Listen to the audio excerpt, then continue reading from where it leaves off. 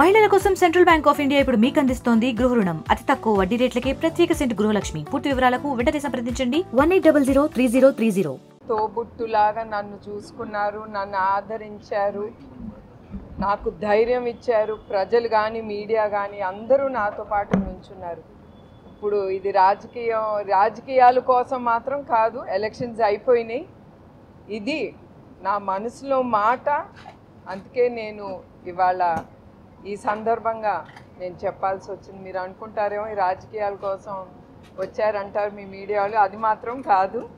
అది నా మనసులో మాట. ఎందుకంటే రాజమహేంద్రవరం ప్రజలు ఇప్పుడే చెప్పాను మీ అందరికీ ఎట్లా వాళ్ళు మమ్మల్ని చూసుకున్నారో అది మాత్రం నేను మర్చిపోలేను.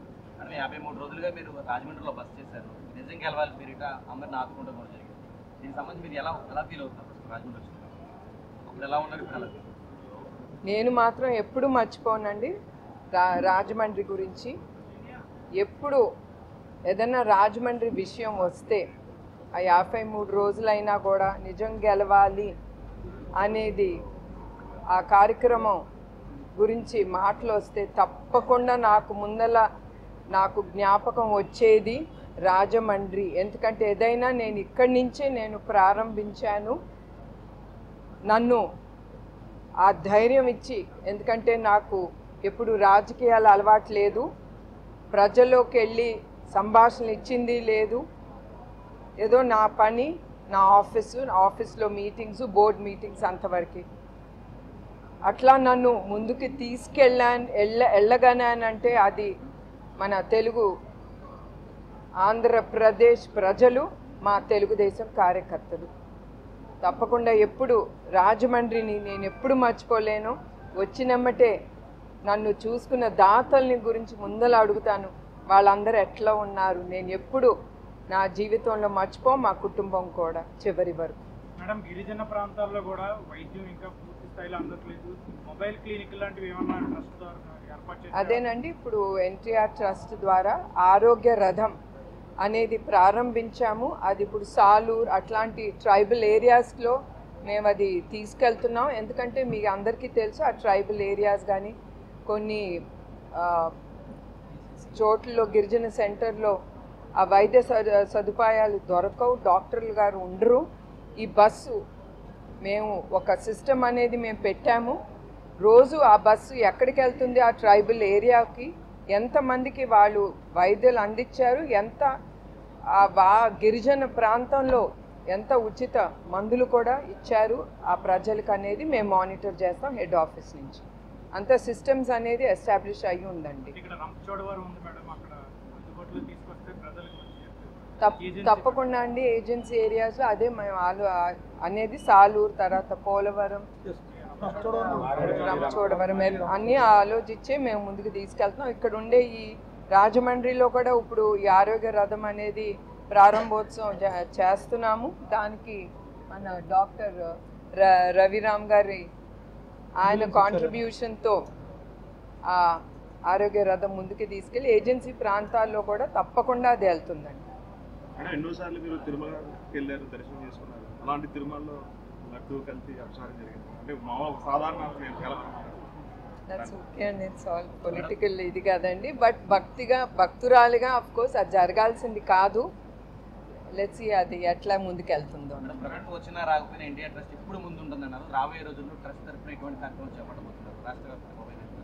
తప్పకుండా అండి, ఇట్లానే బ్లడ్ సెంటర్స్, తర్వాత న్యూట్రిఫుల్ యాప్ అనేది ఇప్పుడు కొత్తగా మేము మొదలుపెట్టాం. అది ఇంకా యాక్టివేట్ చేసి ప్రజలు అందుబాటులో ఉంటుంది. అది ఫ్రీగా యూజ్ చేస్తున్నారు ఇప్పుడు వాడే ప్రజలు.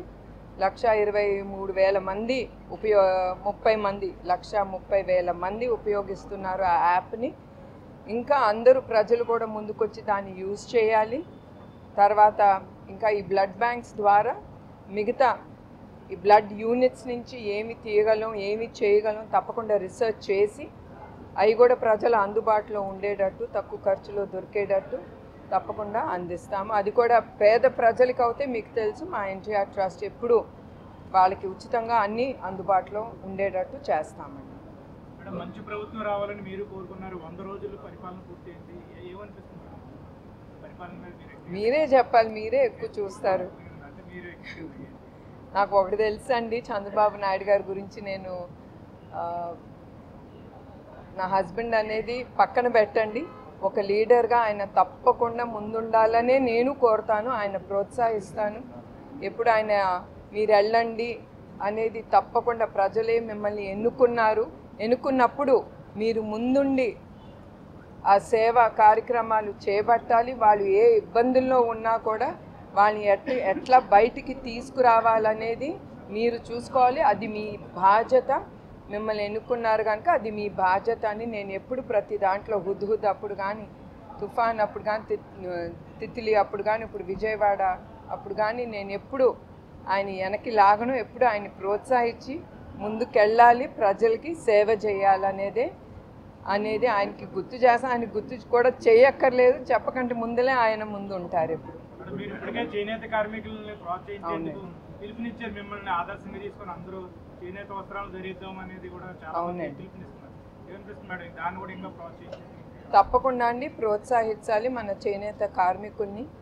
ఎందుకంటే వాళ్ళు పడే ఇబ్బందులు చాలా ఉండయి. ఎందుకంటే మనం వింటాం, ఒక రూమ్లో కూర్చుని వింటాం, కానీ మన కళ్ళతో చూసేది వేరు.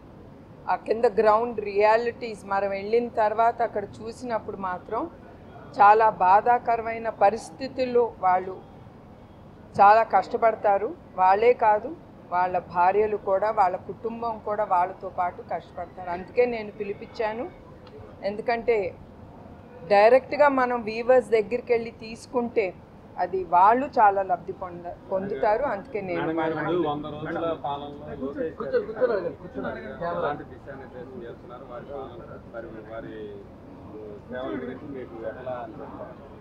తప్పకుండానే అతను ప్రజలు ఎన్నుకున్నారు కనుక చంద్రబాబు నాయుడు గారి కొడుకులాగా కాదు, అతను ఒక ఎమ్మెల్యేగా ఆయనకి బాధ్యత ఉంది, ప్రజలకి సేవ చేయాలి, ఇంకా కూడా కష్టపడాలని నేను కోరుకుంటాను. ఒక తల్లిగా, మోర్ దెన్ ఎ మదర్, ఒక మహిళగా, ఒక ఎమ్మెల్యేగా ఉన్నప్పుడు ఆ బాధ్యత తీసుకుని ఎవరైనా ముందు ఉండాలి ప్రజలకి సేవ చేయడానికి. నేను ఒట్టి నిజం గెలవాలి గురించి మేము గెలిచామని అనవండి.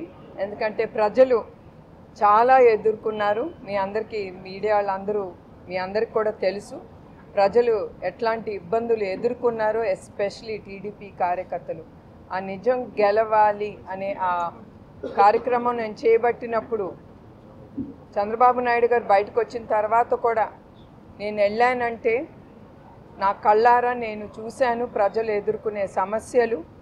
తర్వాత మా టీడీపీ కార్యకర్తలు, టీడీపీ బిడ్డలు వాళ్ళు చాలా ఎదుర్కొన్నారు ఈ ముందలుండే ప్రభుత్వం ద్వారా. సో నాకు చాలా సంతోషంగా ఉందండి.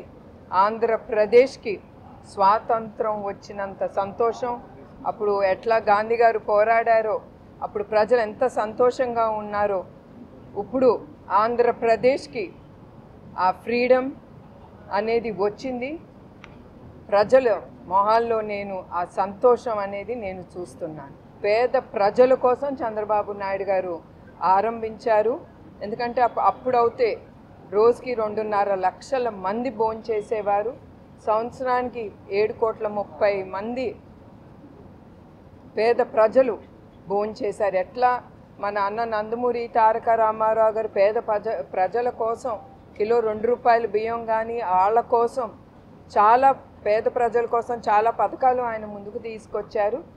ఆ స్ఫూర్తితోనే చంద్రబాబు నాయుడు గారు ప్రజల కోసం 5 రూపాయలు ఒక మీల్ అనేది ఆయన తీసుకొచ్చారు. ఇది తప్పకుండా ఏ ప్రభుత్వం వచ్చినా ఉన్నప్పుడు వాళ్ళు ఇది కంటిన్యూ చేయాలి. పేద ప్రజల కోసం వాళ్ళు కడుపు నిండితే ఇంకా అంతకంటే భాగ్యం ఇంకొకటి ఉండదు. మరిన్ని వీడియోస్ కోసం ఛానల్ ని సబ్స్క్రైబ్ చేయండి, లేటెస్ట్ అప్డేట్స్ కోసం వాట్సాప్ ఛానల్ ని ఫాలో చేయండి అండ్ లింక్ డిస్క్రిప్షన్ లో ఉంది.